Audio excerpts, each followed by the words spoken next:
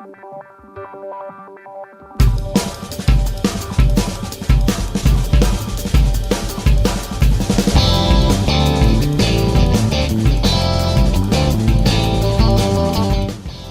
¿qué tal? ¿Cómo les va? Muy buenas noches. Bienvenidos a una nueva entrega de En Campaña. Hoy un programón.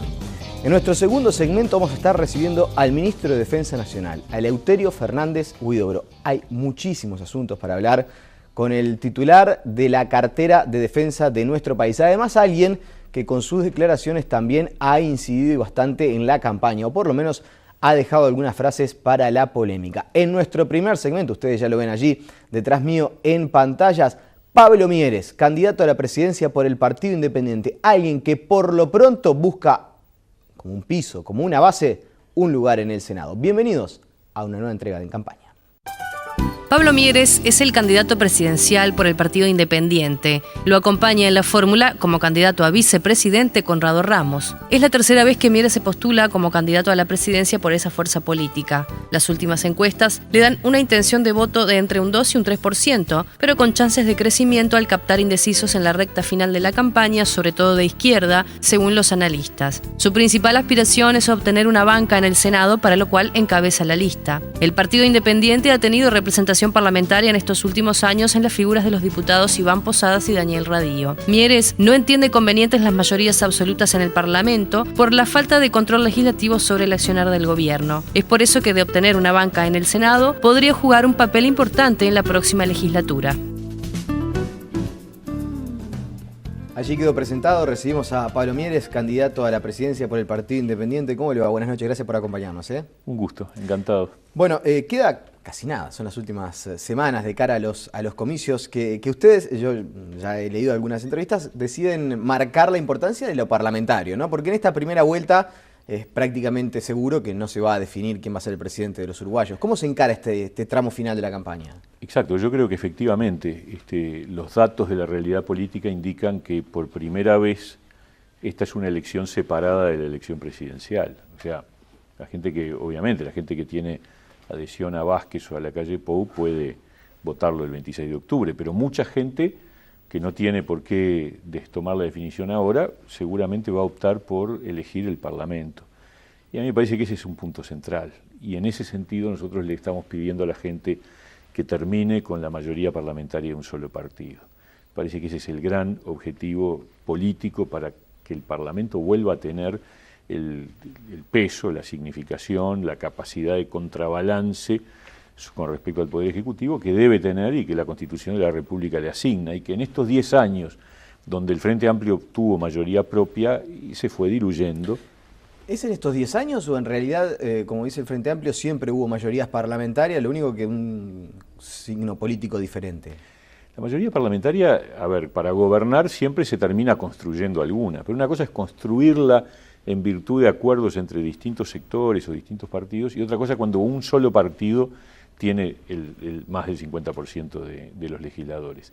Y sobre todo un partido que ha puesto la disciplina partidaria por encima de todo, porque ese es el tema. El tema es una mayoría parlamentaria de un solo partido, una mayoría parlamentaria regimentada, una mayoría parlamentaria que le ha impuesto decisiones a legisladores, incluso ante normas que ellos mismos entendían que eran inconstitucionales.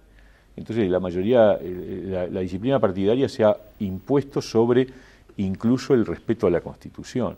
Entonces yo creo que hay que parar la mano, yo creo que es el momento de poner límites al poder. Se ha impedido investigar, el Parlamento por primera vez en la historia, en todo el periodo de gobierno, no creó una sola comisión investigadora, y no porque no hubiera habido causas, el caso Pluna, el caso de ACE, incluso la deuda de ANCAP, el último balance, pero pongamos estas dos primeras, que terminaron ya con un fallo judicial en los dos casos de procesamiento de jerarcas, unos por abuso de funciones, otros también por abuso de funciones, pero incluso algunos otros vinculados a cuestiones de corrupción. Entonces, acá hay una oportunidad que la ciudadanía tiene que aprovechar, y es poner un parlamento independiente, una bancada del Partido Independiente fuerte, que controle el poder, que marque límites, que establezca dónde está, parar la mano, y yo creo que ese es el gran objetivo, ¿no? ¿Y cómo se garantiza que la hipotética falta de mayorías parlamentarias no afecte en la gobernabilidad? Yo creo que esa es la historia de nuestro país. En nuestro país, la gran mayoría de las veces, el presidente no tuvo mayoría de su partido. Y sin embargo se gobernó.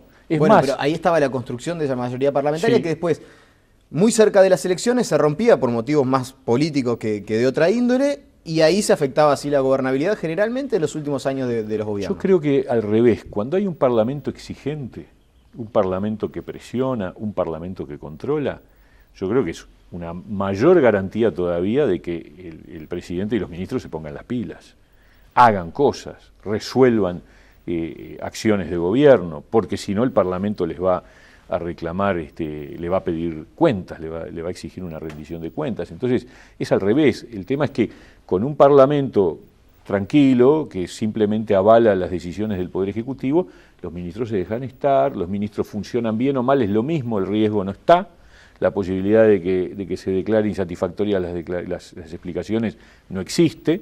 El ministro puede dejarse estar en su gestión porque tiene un respaldo seguro, automático, definido. O sea que es al revés. Yo creo que un parlamento exigente, un parlamento donde no haya mayoría absoluta, es un parlamento que obliga al Poder Ejecutivo a actuar de otra manera, a explicar mejor, a resolver los problemas, a tener una gestión mucho más dinámica. Por supuesto que después está el tema de si el presidente logra que esa mayoría que tiene que construir, porque gane el que gane, en noviembre, el 30 de noviembre, va a haber un presidente sin mayoría propia de su partido. Va a tener que conversar, va a tener que buscar acuerdos.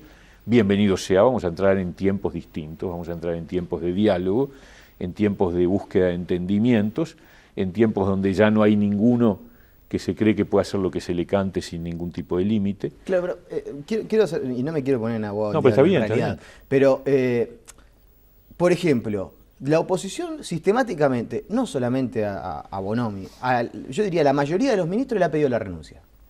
No bueno, sería no un nosotros, problema ¿no? que no tenga es verdad, no el Partido Independiente, no pero sistemáticamente el Partido Nacional, el Partido Colorado en particular, han pedido la renuncia de varios ministros. Y cada vez que un ministro comparece en el Parlamento a dar explicaciones, hay dos mociones, la que lo declara insatisfactoria y la que la declara satisfactoria. Claro. Y los dos bloques votan a mano alzada. Yo recuerdo muy pocos casos, en realidad no se me viene ninguno a la mente, de algún legislador blanco colorado que haya dicho que la explicación que dio el ministro fue satisfactoria, y obviamente ninguno del Frente Amplio donde lo haya declarado insatisfactorio. Claro, entonces, porque eso pasa porque no hay riesgo, porque no hay duda, incertidumbre sobre lo que va a pasar.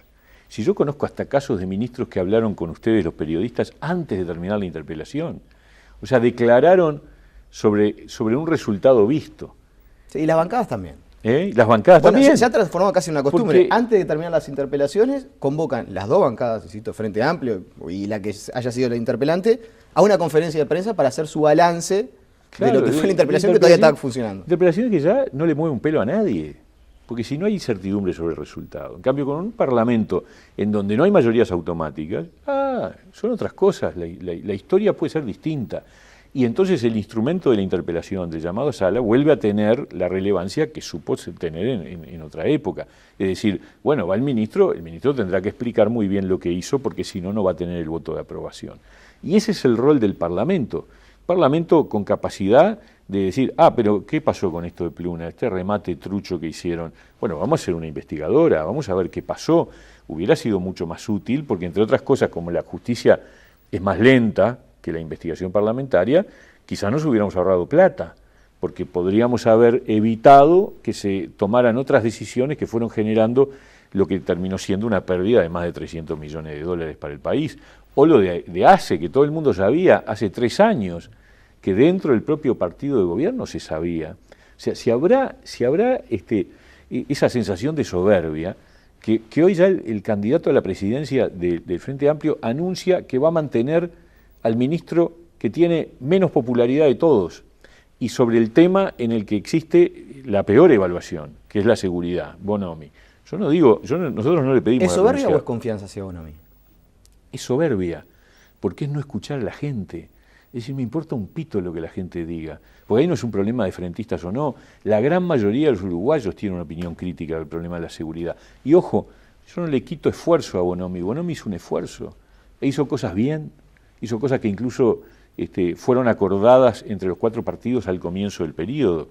Aumentar la remuneración a la policía, ir eliminando el servicio 222, invertir en armamento, invertir en tecnología, todas cosas que van en la buena línea, pero no le fue bien. O sea, vamos a terminar este periodo de gobierno con un incremento de las rapiñas otra vez del 60% con respecto al gobierno anterior. Y así viene ocurriendo, ojo, desde antes, porque esto, a ver, los colorados y los blancos ponen el grito en el cielo con la seguridad y ellos son los grandes responsables de todo esto, porque ellos cuando estuvieron gobernando votaron presupuestos de hambre a la policía.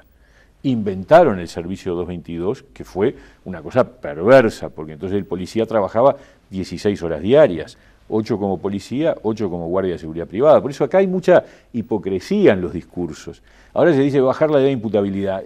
Bajar la edad de imputabilidad no significa nada en términos de seguridad. Es cero, es inútil, nada más que es una bandera que queda lindo y que además recoge la bronca y el miedo de mucha gente. Pero la gran solución es que si queremos tener seguridad en serio, tenemos que tener una policía de primera. Y la policía que tenemos es una policía que se ha venido debilitando año tras año porque se votaron presupuestos de hambre, porque se inventó un servicio 222 que llevó a que la policía tuviera 16 horas diarias de trabajo, porque no se invirtió en armamento, en fin. Ahora, y si se mantiene la línea de trabajo, ¿por qué habría de cambiar el ministro? Porque no logró resultados. ¿Y los resultados dependen del ministro? Ojo, no todas las líneas de trabajo. Yo creo que hay muchas cosas que no se hicieron. O sea, una cosa es no pedir la renuncia, otra cosa es convalidar todo lo actuado. Yo creo que algunas cosas como las que señalé fueron en la buena dirección, pero por ejemplo, la redefinición de la distribución de la policía en el territorio yo creo que es equivocada. Lo que tiene bueno la entrevista, en realidad casi como una charla, es que se va por algunas ramas que yo en realidad había dejado para el segundo bloque, pero es parte de la dinámica y eso está bueno, a la gente le gusta. Quiero volver un poco a la raíz de la campaña. Quiero consultarle, entre otras cosas, y corríjame si me equivoco, uno se hace la idea del Partido Independiente como un partido de centro-izquierda, con fuerte afianzamiento en un electorado intelectual, universitario en muchos casos, muy crítico con algunas cuestiones, muy exigente, y con una fuerte impronta urbana. ¿Cómo hace el Partido Independiente para crecer en el interior? Yo creo que cuando uno mira los números del año 2009, los resultados indican otra cosa. No indican que no seamos urbanos, pero estamos distribuidos en todo el país. De hecho, en el 2009 nosotros obtuvimos 57.000 votos, 30.000 en Montevideo y 27.000 en el interior. O sea que hay una llegada buena, positiva, gracias a compañeros de altísimo nivel y que representan excelentemente bien al partido en los distintos departamentos, pero es un partido que ha crecido bastante parejo. Es cierto, con un sesgo educativo, es verdad. Yo creo que si uno mira los números, sí, el votante del Partido Independiente tiende a ser un votante de nivel educativo más alto que el promedio. Pero entre Montevideo Interior tenemos una distribución bastante pareja, vamos a ver ahora el 26 de octubre, pero en el 2009 fue bastante pareja. Y eso yo creo que es un gran mérito, es una virtud, porque habla de un partido de implantación nacional que tiene compañeros y gente en prácticamente todas las localidades del país, ciertamente en todos los departamentos y en todas las capitales departamentales, pero también en ciudades pequeñas, y me parece que eso nos permite pensar en el futuro con mucho más optimismo, porque quiere decir que, bueno, que ya está sembrado, ahora tiene que ir creciendo la plantita, y de hecho está creciendo, y yo creo que vamos a tener un crecimiento importante en el Parlamento del próximo periodo, ¿no? La última, antes de hacer la primera pausa, ¿le hubiera gustado llegar a este momento con algún puntito más en las encuestas? Siempre, sí, por supuesto. Bueno, pero cuando uno se plantea una hoja de ruta, dice, bueno, capaz que llego a las últimas 2 semanas ya con el piso del 3% garantizado. Sí, yo creo que ese piso está garantizado. Lo que pasa es que no me alcanza, yo quiero más. Me parece que el Partido Independiente se merece más. Nos merecemos más apoyo ciudadano y creo que va a ocurrir. Yo creo que los uruguayos que todavía están muy móviles, porque yo creo que, a ver, las encuestas indican, depende de cómo se midan. Sí. Cuando se mide solo los que están bien decididos, el porcentaje de indecisos aumenta casi el 20%. Y yo creo que es así. Yo creo que al final, torturado el encuestado, canta algo. Pero eso no es necesariamente una decisión, es bueno, una inclinación. Y estas 2 semanas van a mover más todavía, sobre todo en una campaña que no ha generado pasiones, que no ha generado un nivel de involucramiento. Yo lo veo por las balconeras en las casas.